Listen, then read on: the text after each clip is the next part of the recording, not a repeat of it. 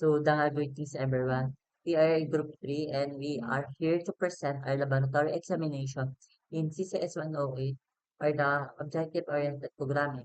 Our member is Abayro Mark Andrusi and I am Anthony C. Ambat, Barcelona BGL, Bernal Paul Vincent B, and Cabuñas Danilo M. For this laboratory activity, we develop a Java-based learning management system designed to efficiently manage instructors, courses, and students using the object object-oriented programming principle. Greetings everyone. Today I will discuss the instructor Java class. So let's start with attributes.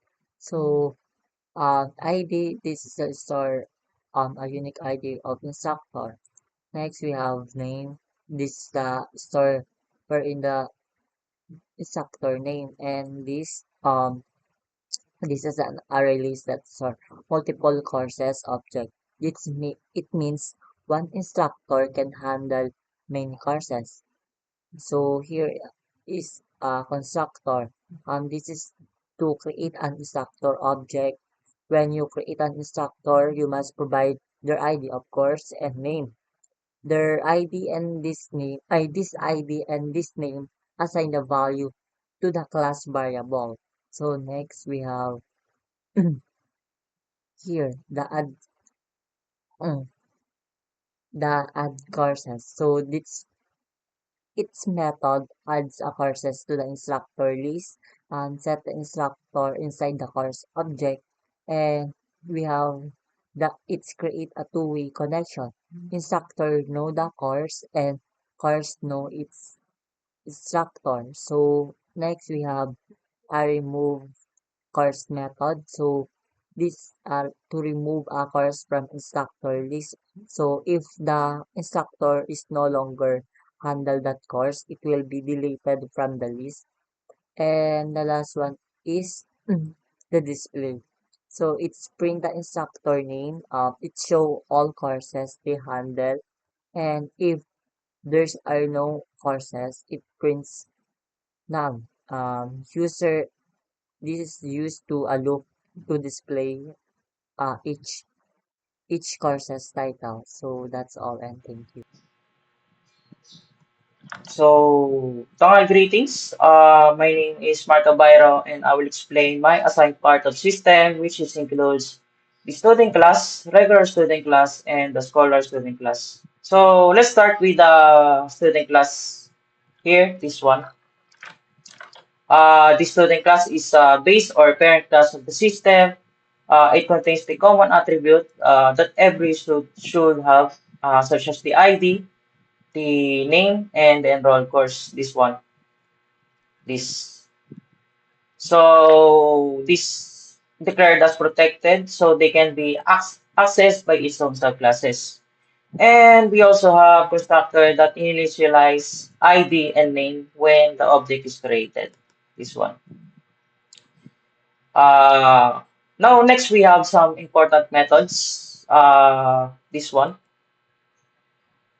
Um, the the set course method.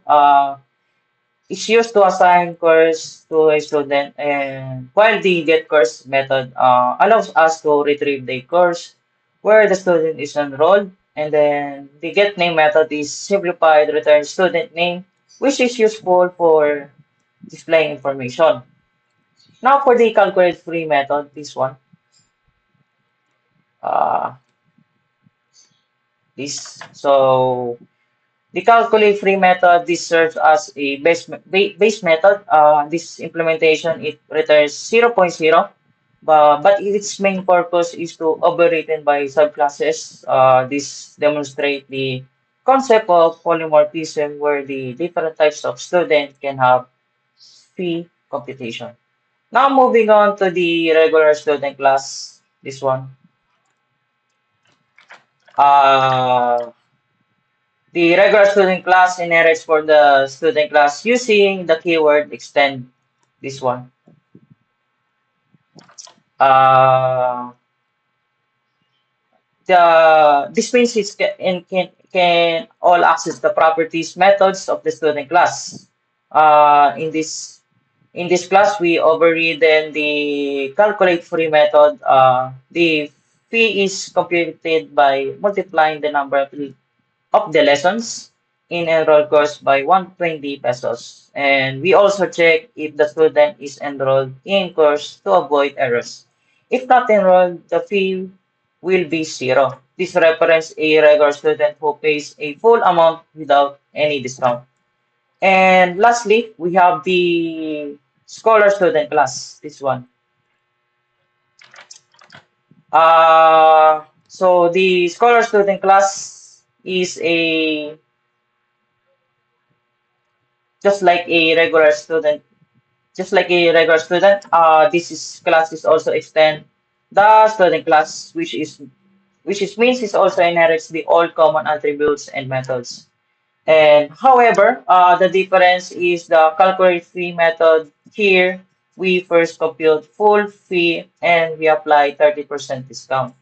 And by multiplying it by 0.70, this follows the requirements in the problem where the scholar student receive a discount. So this shows the method of writing and how polymorphism is system because the same method, which is the calculate free, behaves differently depending on the type student. So in the summarize, the student class serve as the foundation, while the regular student and scholar student extend it to provide specific behaviors. These designs follows the key object-oriented programming principles such as the inheritance, encapsulation, and polymorphism, making the system more flexible and organized. Thank you. Dangal greetings everyone. My name is Danilo Cabuñas and I will explain the class course. Class course defines the course entity. According to the scenario, course must include unique IDs, titles, and lesson counts. These private fields store the course unique identifier starting from 1, its name, and the number of lessons used for fee computation. Private instructor, a reference to an instructor object. This implements the relationship where each course assigned into a specific instructor. Private array list students equals to new array list, a collection that stores student objects. This satisfies the requirements that a course may have multiple students enrolled. And for the constructor initializes a new course with its ID, title, and lessons, count as specified in the test case. This.id is equals to ID, this.title is equals to title, this.lesson is equals to lessons. Assign the parameters to the class attributes using this keyword to distinguish between parameter names and field names. Public void set instructor I, this.instructor is equals to I, a setter method used to assign or reassign an instructor to the course. And public int get lessons, return lessons. It returns the number of lessons. This is crucial for calculating the total cost. Lesson times 120 pesos as required by the payment rules. And public string get title, return title. It returns the course title for display in the user interface and reports. And public void enroll students, student S, handle the logic for adding a student to the course. And students.add S adds the student object to the internal array list. And set.set course is updates the student object to reference this course, ensuring the relationship is tracked from both sides. And public void remove student S implements the administrative features to remove a student from a course while keeping records intact. And students that remove removes the student from the course collection. And s.set course null declares the course reference in the student object, reflecting an unenrolled status as required by TES. And public void display students, a utility method to display the list of students enrolled in each course. And system that print students enrolled in class title, and it prints a labeled header for the list. And for students system that print s that get name, and uses an enhanced for loop to iterate through the collection and print each student name inside brackets for a clear UI. And that's all. So, dangal greetings po sir, I'm Paul Vincent Bernal. So, in this video, I'll be explaining the TASE 1, TASE 2, and TASE 3 in the main class. So, in this main class, we have instructor class and course class. So, in the instructor class, we instantiate with object Santos and object Reyes. So, we add instructor to the instructor class. We're using array list for that. So as you can see here, sa instructor, so we pass this argument ID with a name. So we have also the course, we have object Java, web, and data. So we add course ID and the title and the lessons, the quantity of the lessons. So we call a method santos.addCourse to Java, so we add that kind of object. So let me show you the output. So as you can see, TASE 1, course per instructor, instructor name, and the course. So in the TASE 2, we also have student. We have student class with an object Juan, Maria, and Ana. So this student is regular student. So since we have student class and the child class regular student, so we add these arguments to the regular student class. It receives ID and the name of the student. So it will display the displaying students per course. So as you can see, in the TASE 2, we have a student enrolled in Java programming and the name Juan de la Cruz and Maria Lim. Student enrolled in data analytics is Ana Oy. So in the TASE 3, so there's a fee computation, so displaying student course and fees. So we call the method showFee and the object name Juan, Maria, and Ana Oy. So as you can see, in the TASE 3, so student and the computed fee is 1,200 and Maria Lim computed fee is 840 and Ana Oy is computed fee is 440. So that's all in this video. Thank you for watching.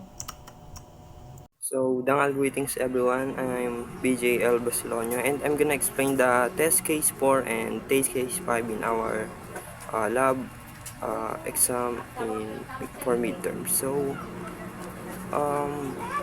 this line simply prints a message to indicate that the system is now performing the 4th test case with the /n, adding a new line for better formatting. After that, the actual operation is executed through.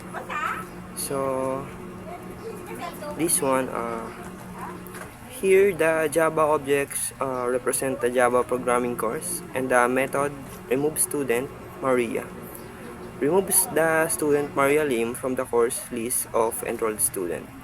At the same time, this method is expected to update Maria's record by setting assigned course to null, ensuring that the relationship between the student and the course property is removed on both sides.